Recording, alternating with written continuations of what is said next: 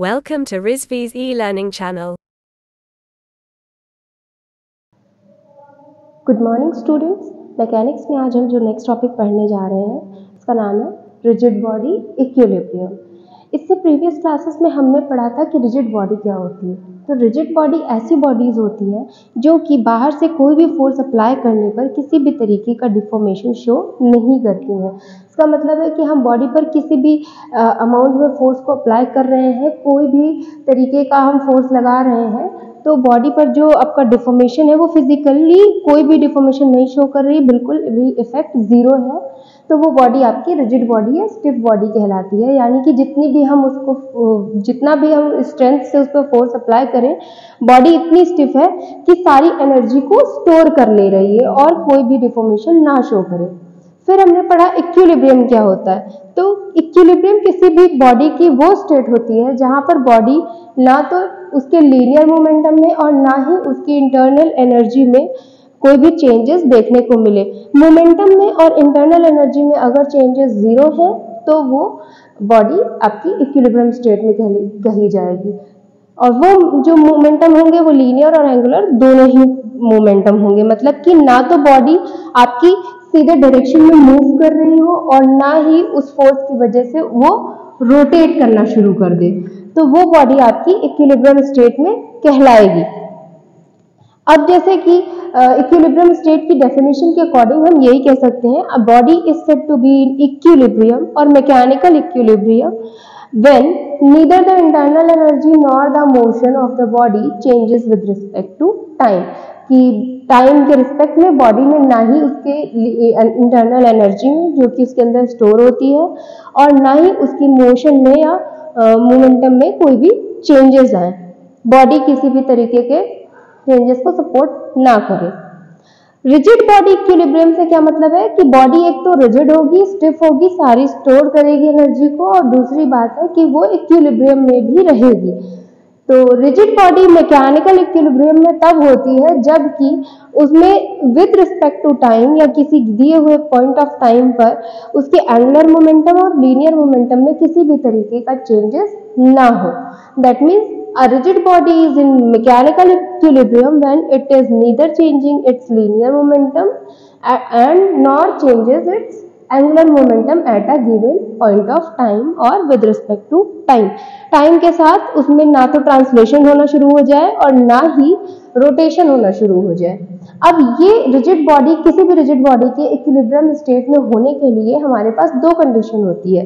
First condition है कि अगर मान लीजिए ये एक रिजिड बॉडी है, इस रिजिड बॉडी पर कुछ फोर्सेस एक्ट कर रही हैं, फोर्स F1, F2 और F3 है, तो इन फोर्सेस के एक्ट करने की वजह से बॉडी में चेंजेस तो आएंगे ही आएंगे। ऐसा हमने पढ़ा है कि अगर बॉडी पर कोई फोर्स अप्लाई किया जाता है तो उसमें थोड़े बहुत चेंजेस आते हैं। अगर बॉडी रेस्ट पे है तो वो मूव करने लगती है, अगर बॉडी मोशन में है तो वो रुक जाती है, मूव करना बंद कर देती है। लेकिन अगर इन फोर्सेस के कंबाइंड फोर्सेस के एक्ट करने की वजह से भी बॉडी में कोई चेंजेस ना आए, इसका मतलब है कि बॉडी रिजिड बॉडी है। तो पहली कंडीशन है आपकी, the net force acting upon a body must be zero, मतलब summation of F is equal to zero, जहां समेशन ऑफ F क्या है, F1 plus F2 plus F3, इन तीनों का इफेक्ट जो होगा वो जीरो होना चाहिए, यानी कि बॉडी में कोई भी ट्रांसलेटरी मोशन नहीं होना चाहिए। दूसरा है the net torque acting upon the object must be zero, मतलब कि summation of F m is equal to zero, body में किसी भी तरीके का रोटेशन ना हो। इस बॉडी पर आपने देखा कि यहाँ पे ट्विस्टिंग फोर्स या ट्विस्टिंग मूवमेंट लग रहा है M1 और M2, इसकी वजह से बॉडी जो है वो रोल ऑन करना ना शुरू करे और किसी अपनी एक्सिस के अलॉन्ग रोल करके रोटेट करना ना शुरू करे, तब बॉडी आपकी इक्विलिब्रियम स्टेट में होगी, वो रिजिड बॉडी इक्विलिब्रियम स्टेट में होगी। अब आइए इस फिनोमेना को या ये जो हमने पढ़ा है अभी इस टॉपिक को एक प्रॉब्लम के थ्रू समझते हैं कि इसे हम कैसे कंसीडर करेंगे। हमारे पास ये एक प्रॉब्लम है जिसमें कि कुछ फोर्सेस हैं आपकी हॉरिजॉन्टल, कुछ डाउनवर्ड्स लगी हुई हैं वर्टिकल डायरेक्शन में। हमें यहाँ पर डिटरमाइन करना है रिएक्शंस एट द सपोर्ट। यहाँ पे जो भी आपको सपोर्ट पर रिएक्शन दिए हुए हैं उस पर क्या क्या रिएक्शंस आ रहे हैं या क्या क्या वैल्यूज आ रही हैं, हमें वो फाइंड आउट करनी है। तो फर्स्ट ऑफ ऑल इस प्रॉब्लम को सॉल्व करने के लिए हम इसका लीनियर डायग्राम बना लेते हैं, मतलब कि इसको लीनियरली ड्रॉ करेंगे। ये आपकी एक बॉडी है जिस पर फोर्सेस एक्ट कर रही है, इधर से 5 किलो न्यूटन की, यहाँ पर है आपकी 6 किलो न्यूटन की force, here it is 8 kilo Newton, और यहाँ पर आपका ए और बी फिक्स्ड पॉइंट है।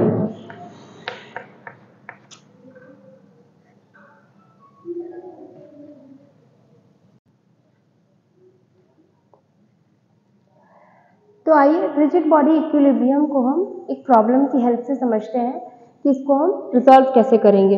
हमने अभी पढ़ा रिजिड बॉडी इक्विलिब्रियम में जो फोर्सेस होते हैं उनका नेट इफेक्ट को हम जीरो बनाते हैं, और मोमेंट के भी नेट इफेक्ट को हम जीरो बना करके देखते हैं। अगर उसका जो समेशन ऑफ एफ और समेशन ऑफ एम दोनों जीरो आता है तो बॉडी रिजिड इक्विलिब्रियम स्टेट में होगी।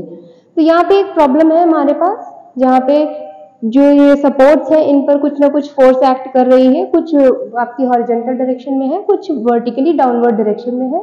तो हमें इस पे क्या करना है, रिएक्शंस फाइंड आउट करने हैं at the support of the system. तो अब हम क्या करेंगे, इसको पहले इसका लीनियर डायग्राम बनाएंगे, जिससे हमें इसकी कॉम्प्लिकेशंस को समझने में थोड़ी सी आसानी हो जाएगी।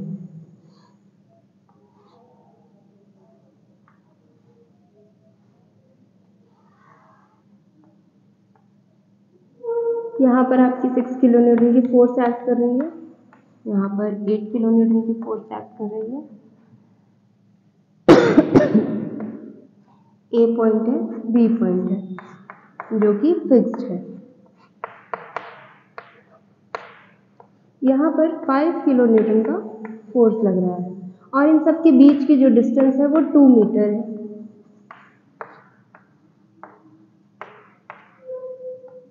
ये हाइट भी आपकी 2 मीटर की है जहाँ पर ये फोर्स एक्ट कर रही है। तो हमें पहले निकालना है sum of moment at point A, हम निकाल लेते हैं। जहाँ पर हम जब फोर्सेस को रिजॉल्व करेंगे तो एक फोर्स ए वाई और ए एक्स लग रही है इसकी वजह से, और डी पर जो फोर्स लगेगी वो बी ही लगेगी, क्योंकि इसके आगे कोई भी आपका सपोर्ट नहीं है, इसलिए बी पर बी फोर्स लगेगी। तो हम मोमेंट निकालते हैं पहले। मोमेंट और फोर्स आप कुछ भी कंसीडर कर सकते हैं। हम ए पॉइंट के अराउंड मोमेंट निकाल रहे हैं एट पॉइंट ए।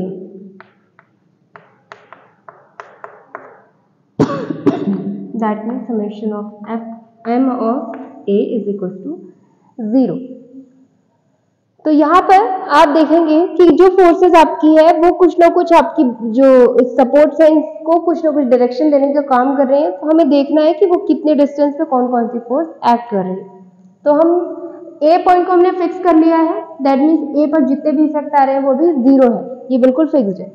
हम फोर्स निकालेंगे बी, ये एक ऊपर की तरफ जा रही है वर्टिकली अपवर्ड, बी फोर्स जो क्या करेगी, मूवमेंट प्रोवाइड करेगी ए के अराउंड कुछ ऐसे डायरेक्शन में, अपवर्ड है तो इस डायरेक्शन में फोर्स जो है आपकी मूवमेंट प्रोवाइड करेगी, सॉरी ए पॉइंट के अराउंड है तो इस डायरेक्शन में मूवमेंट प्रोवाइड करेगी, यानी कि एंटी क्लॉकवाइज डायरेक्शन में।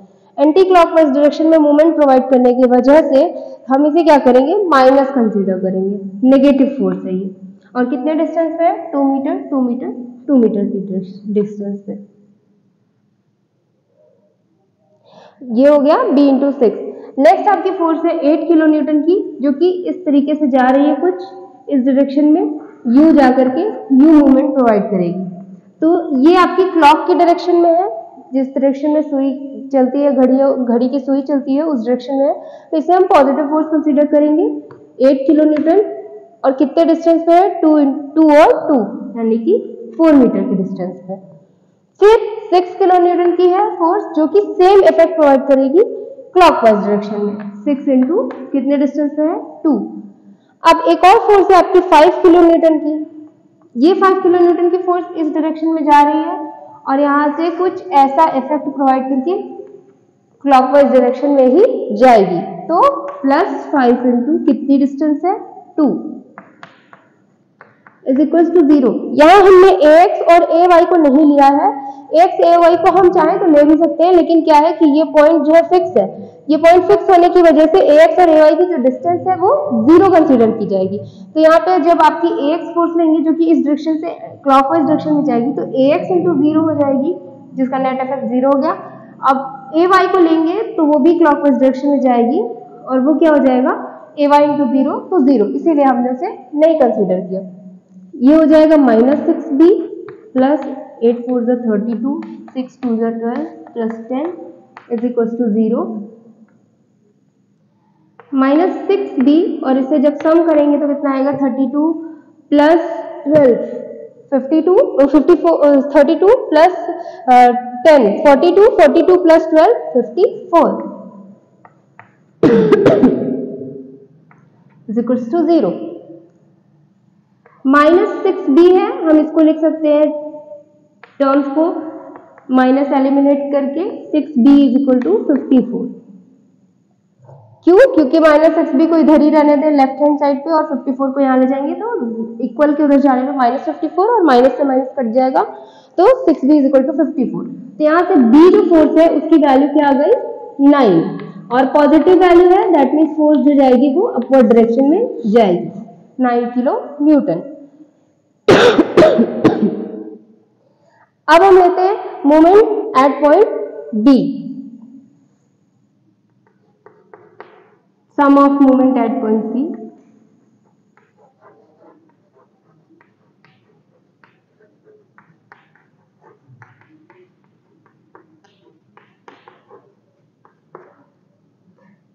यहां पर हम क्या करेंगे, बी पॉइंट के अराउंड मोमेंट लेने वाले हैं, तो बी पॉइंट के अराउंड जो आपका मोमेंट आएगा वो क्या होगा, अब हमने इसको फिक्स किया हुआ है, यहां से सारी फोर्सेस का मोमेंट लेंगे।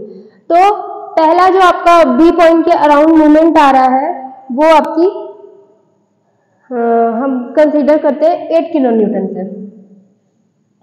तो ये कैसा मोमेंट दे रही है, इस पॉइंट के अराउंड जाना है, इस पॉइंट के अराउंड ये कैसा मोमेंट दे रहा है, ये फोर्स कुछ यूं जा करके यूं एंटी क्लॉकवाइज।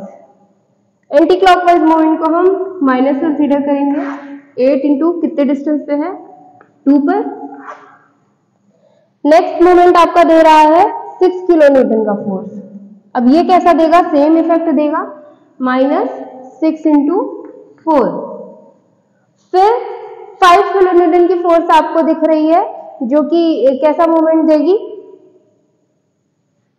इस डायरेक्शन में जा करके क्लॉकवाइज डायरेक्शन में, तो +5 इंटू 2। और भी कोई फोर्स है, यस, ए वाई है, अपवर्ड डायरेक्शन में जा रही है, अपवर्ड डायरेक्शन में जा रही है, और कितनी डिस्टेंस पे जा रही है, और इफेक्ट कैसा देगी, डायरेक्शन क्लॉकवाइज है, plus A Y into 6।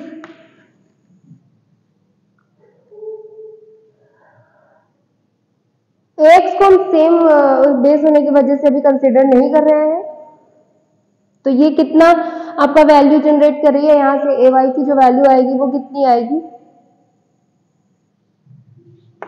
-8 2 16 6 4 24 plus 10 plus 6 a y is equal to 0।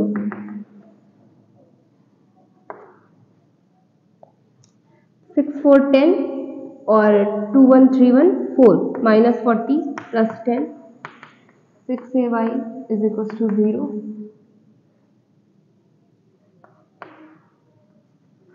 -30 plus 6 a y है तो इसे हम लिख सकते हैं 6 a y is equal to 30।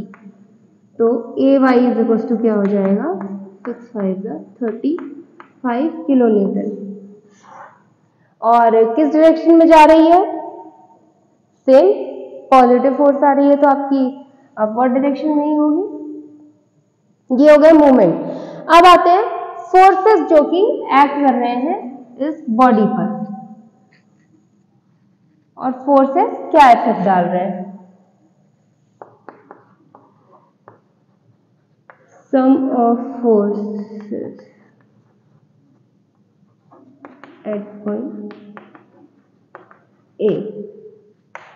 ए के अराउंड जो आपका एक एक्स डायरेक्शन में sum of forces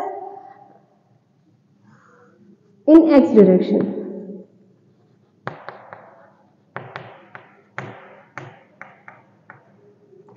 x direction में कौन कौन सी फोर्स आपकी रिजॉल्व होगी, तो यहाँ से हम देख सकते हैं कि जो फोर्स एक्स और वाई डायरेक्शन में है हमें उसे कंसीडर करना है।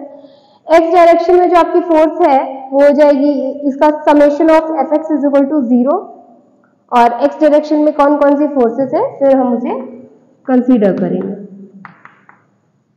कौन सी फोर्स है, तो पहली फोर्स आपकी है AX एक्स डायरेक्शन में, और दूसरी फोर्स है 5 किलो न्यूटन की। तो AX आपकी सेम इस पॉजिटिव डायरेक्शन में जा रही है और 5 किलो न्यूटन की भी इसी x की प्लस डायरेक्शन में जा रही है।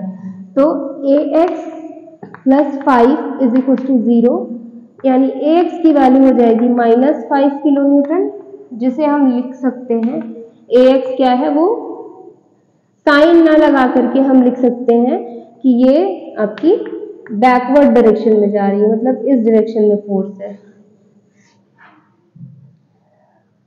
Force in minus X direction.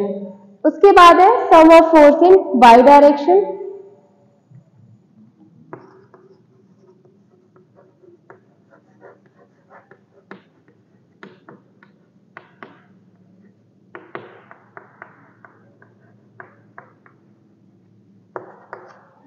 Summation of F Y is equal to 0। अब हम यहाँ पे देखेंगे कि कौन कौन सी फोर्स वाई डायरेक्शन में। वाई डायरेक्शन में एक आपकी फोर्स कौन सी है, बी है। दूसरी फोर्स कौन सी है, ए वाई है, अपवर्ड डायरेक्शन में लग रही है। और तीसरी फोर्स कौन सी है, 6 और 8 की है, ठीक है, 6 और 8 की है। तो ए वाई आपकी ऊपर की तरफ जा रही है प्लस ए वाई, उसके बाद आपकी 6 किलो न्यूटन की फोर्स नीचे जा रही है, -6 -8 और plus B is equal to 0। यहां पर हमें ए वाई की वैल्यू निकालनी है।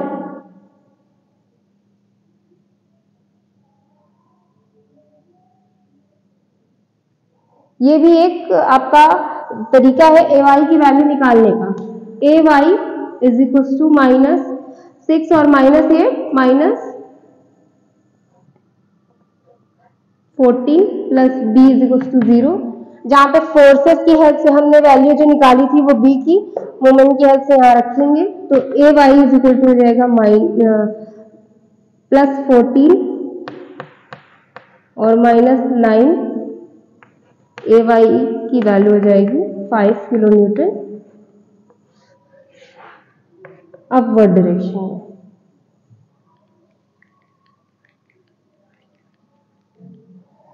जो दूसरे आपका मोमेंट एट पॉइंट बी हमने जनरेट कराया था, हम इससे भी ए वाई की वैल्यू निकालते हैं फोर्स की, और इस वाले से भी ए वाई की वैल्यू निकाल सकते हैं। फोर्सेस को रिजॉल्व करके भी हम वैल्यू फाइंड आउट कर सकते हैं। हम इन दोनों में से कोई भी एक पॉइंट के अराउंड मूवमेंट लेना होता है। मैंने आपको दोनों पॉइंट के अराउंड मूवमेंट लेकर के दिखाया कि हम कैसे फोर्स को कंसीडर कर सकते हैं, और एक पॉइंट को ही फिक्स वैसे करना जरूरी होता है। एक पॉइंट के अराउंड ही हमें सारे मूवमेंट लेने होते हैं और फोर्स लेनी होती है, पर मैंने यहाँ आपको दोनों पॉइंट के अराउंड मूवमेंट लेकर के वैल्यू लेना दिखाया। उसके बाद आपको दोनों डायरेक्शन में एक्स और वाई की डायरेक्शन में फोर्स को रिजॉल्व करना होता है, तो उसकी हेल्प से आप वैल्यू सारे या रिएक्शन फोर्सेस सारे आप कंसीडर कर सकते हैं। यहाँ पे बी आपकी पॉजिटिव है और 9 किलो न्यूटन है, तो बी की वैल्यू यहाँ पे ऊपर की डायरेक्शन में 9 किलो न्यूटन होगी। फिर ए वाई आपकी 5 किलो न्यूटन अपवर्ड डायरेक्शन में है, तो ए वाई भी आपकी पॉजिटिव कंसीडर की जाएगी 5 किलो न्यूटन में, और दोनों ही केसेस में देखिए अपवर्ड डायरेक्शन में ही वैल्यू आई है, माइनस में नहीं आई। एक्स की फोर्स -5 किलो न्यूटन आ रही थी, या opposite direction of x -5 kilo Newton को दिखा रहे हैं, तो ये जो वैल्यू होगी, ये जो आपका एरो होगा वो इस डायरेक्शन में आ जाएगा। उसके बाद है आपकी वैल्यू सारे फोर्सेस की आ चुकी है, ए एक्स ए वाई बी, इतने ही फोर्सेस हमें ए एक्स ए वाई बी ही अननोन थे। इन सारे फोर्सेस को हमने निकाला है रिजॉल्व करके, और इस तरीके से रिएक्शन एट द सपोर्ट हमें पता चले हैं कि सपोर्ट पर एक बी का रिएक्शन है, एक ए वाई का है, एक ए एक्स का है। अगर हम यहाँ पे बी पॉइंट को फिक्स करते तो यहाँ पर जो आपका ए पॉइंट है वो आपका ए ही फोर्स देता और इस पर जो फोर्सेस आती बी एक्स और बी वाई डायरेक्शन में आती। तो आज के लिए बस इतना ही। Thank you class.